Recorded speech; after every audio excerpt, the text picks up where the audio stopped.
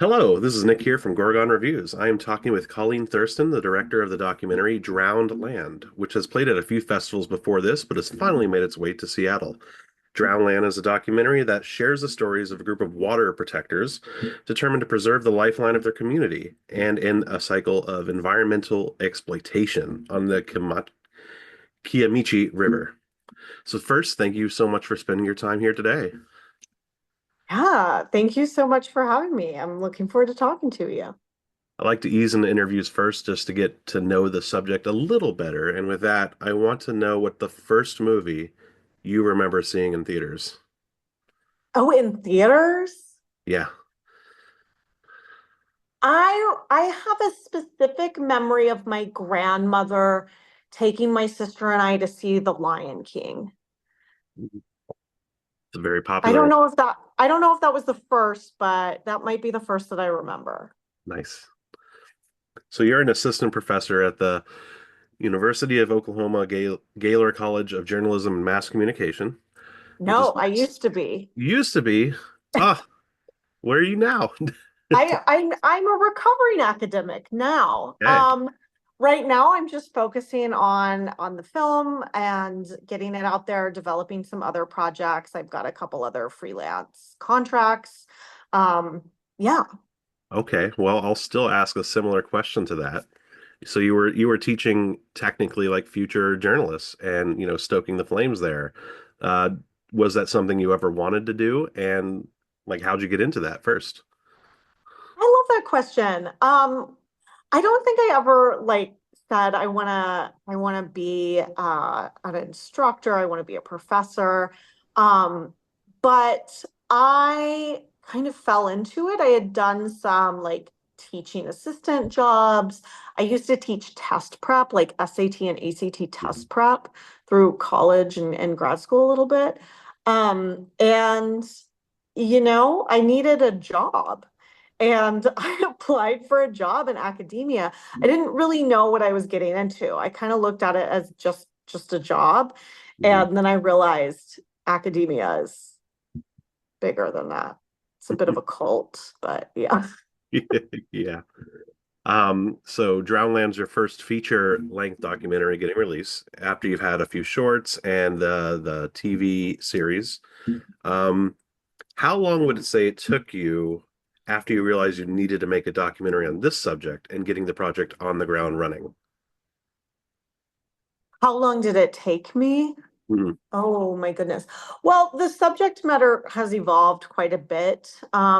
But I started this project in 2018 and we're now releasing it. So it took 7 years, like a full 7 years.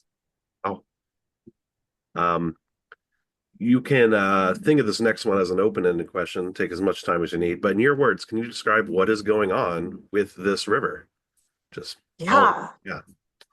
Right now, the river is still at risk of development projects of the river being dammed for hydroelectric projects. The project itself has been proposed and halted for a variety of reasons many times over. The Federal Energy Regulatory Commission FERC. I might be getting the words not exactly correct. Hmm. They have just um, denied a permit to build this project again.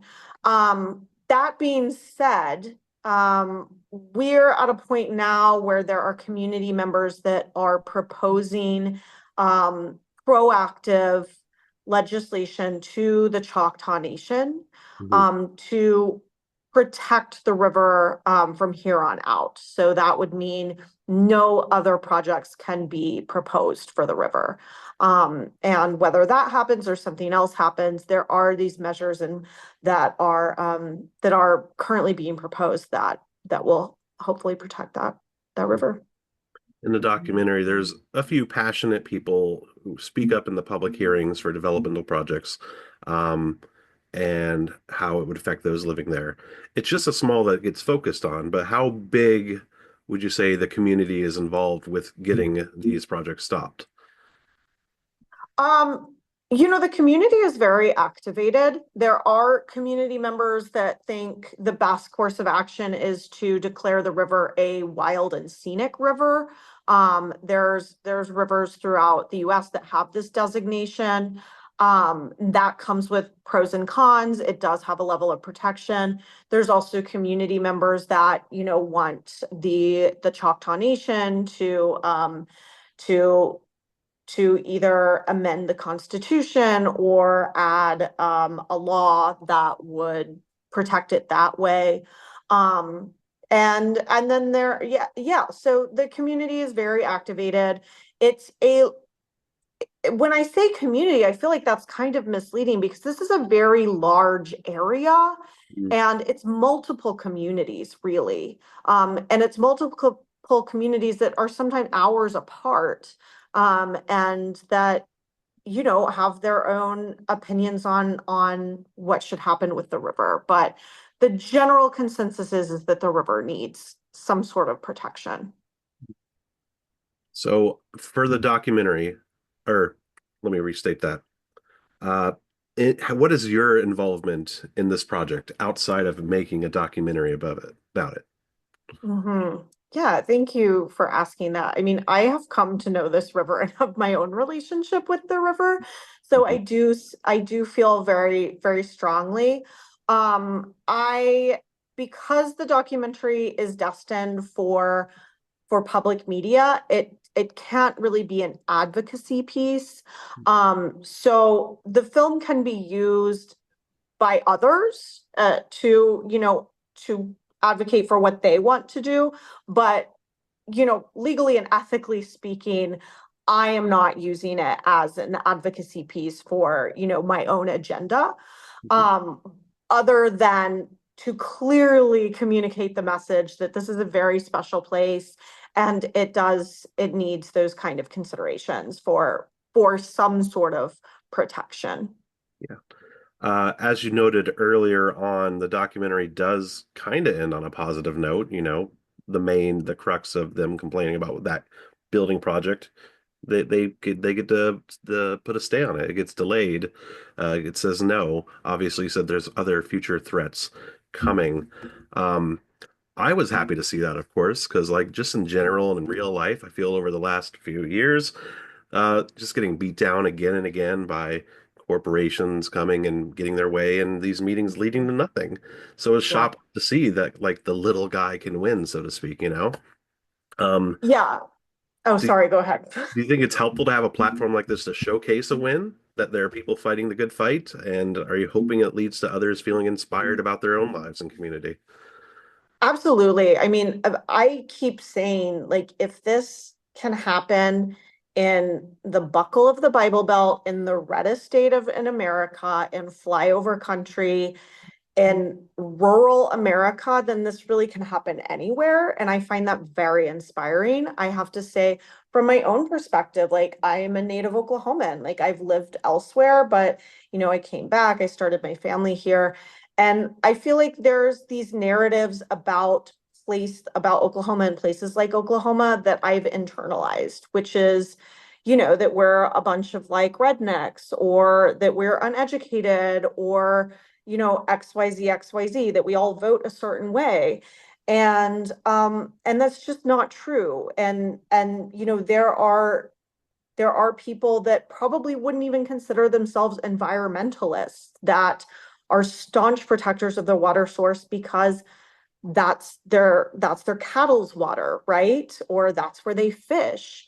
And so, yeah, I think it is really important to amplify stories like this from communities that aren't necessarily seen as like the tree huggers, for example. And I I have a background and I work as a film programmer, and I watch a lot of documentaries. I watch a lot of Native films, and I watch a lot of films that are about Native people, that are not necessarily made by Native people. And there's a narrative that is really prevalent of, the victimized Native, right? And well, these poor Indians, like all these terrible things have happened to them.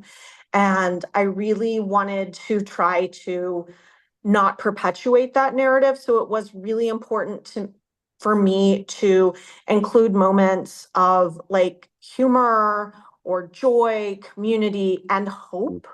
And there were a lot of times making this film where I didn't know how I was going to do that because it felt like this was such a desperate situation. This was such like a moment of despair. And then when that permit was pulled, it was, I mean, it was so sudden. It, that's what happens in the film, right? Like it just feels like it came out of nowhere because that is kind of what happened. Um, that it was like, oh, there's always hope. There is always hope. And that's kind of the message that, I think one of our protagonists in the film, Sandy, like she kind of is steadfast on. She's like, I can't do the scientific research, but I can pray and I can stay in that mindset of there is always hope. There is always a future. And that really informed both my personal perspective and the narrative of the film as well. This is sort of related. There are a lot of uh, movies out there about lawyers having to tackle big pollution problems or journalists bringing down a big organization with the truth. Do you have a favorite law or journalism-based film? Oh my gosh. Wow. You can say more than one if there's too many. Okay, Nick, this is going to be one of those questions that like I'm going to be thinking about for the next 2 days. Um, Law or journalism based film? Okay, the first one that comes to my mind is Becca Lansbury Baker's Bad Press, Okay. which is about the protection of free press in the Muskogee Creek Nation. Mm. I lived in the Muskogee Nation for my entire childhood, and it's a good part of Tulsa where I live. And they have freedom of the press, just like, the US, just like the US does. And they repealed it a few years back. And this was a huge deal because it's also one of those things like in Oklahoma, if like one tribe does something, then sometimes there's a ripple effect. And and that was really scary. It's like if free press is repealed, then what next, right? So the documentary follows that fight to reinstate free press. And it's just absolutely riveting. Their main character, her name is Angel Ellis, is just like such a engaging, charismatic figure. She's a fireball. And it's just like, oh my gosh, this woman is gonna get it done. And you just like love to follow her. Mhm. So yeah, that comes to mind as a story about a journalism or law. There's a recent story that is not as empowering. Well, I guess it is empowering, called Zurowski v. Texas, about women in Texas post the upheaval of Roe v. Wade. Mhm. But again, it's kind of that message of like empowerment. There's always hope for the future, like resiliency and like fighting the good fight. Yeah. I remember both of those documentaries. I think I saw either both of them last year or maybe Bad Press was 2 years ago at this point. So, Yes. Yeah. It's about 2 years old. yeah, I've started to ask this to a lot of documentary directors lately just to see the different spectrum of answers. And it's more interesting now given your background, but do you see documentarians as journalists? No, absolutely not. We're Mm. not trained in the same way. Um, and there's pros and cons to that. Like journalists have a code of ethics from the Society of Professional Journalism, Mm. right? Like they're meant to adhere to that code. They're meant to work in certain ways. Like journalists, for example, like you would never pay someone that you're interviewing. Whereas in documentary, like that's becoming much more commonplace. Like you're asking for someone's time for years sometimes. So even if you don't pay them, it's like, can there be levels of reciprocity in other ways? Also, you can be a documentary filmmaker and work in a very experimental way. Hmm. Um, a documentary is just a certain perspective on a truth, right? Or on reality. And from the beginning, it hasn't been an unbiased take on reality. I mean, look at Robert Flaherty's Nanook of the North. Like that's considered to be the first documentary, and it was scripted, right? Like they had somebody come in and called him Nanook, and it's like let's hunt with spears. They weren't hunting with spears, they were hunting with guns. So yeah, it's always been like this creative treatment of actuality, which is that was not Flaherty. That was one of his, that was another filmmaker that came after him, Grierson. That was Grierson, John Grierson, who said that. And that's the way I look at it. It's a creative treatment of actuality. It's always coming from one perspective. I think documentary can be journalistic in nature, and there are some people that really lean into that.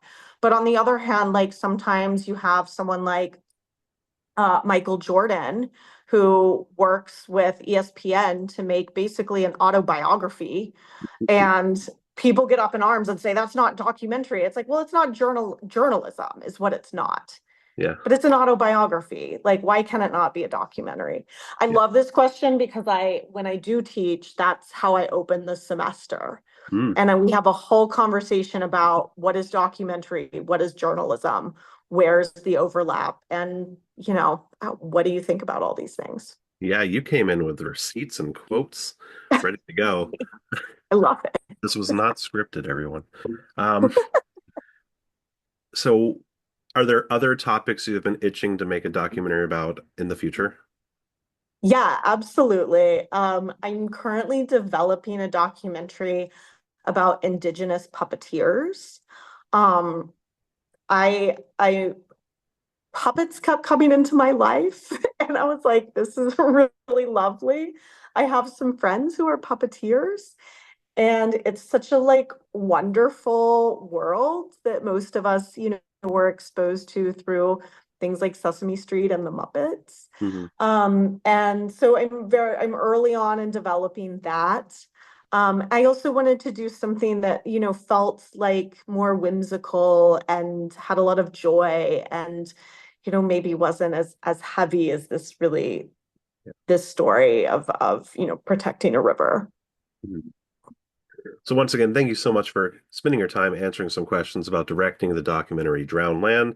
It is playing two times at SIFF, Friday, May 16th and Tuesday, May 20th. And it will be available after SIFF is over in the SIFF streaming service. Colleen will be there at the screenings along with apparently the cinematographer and two of the subjects of the documentary. I don't believe they'll be available at your house if you end up doing the screening afterwards during the streaming week. Probably not. Uh, but yeah, thank you.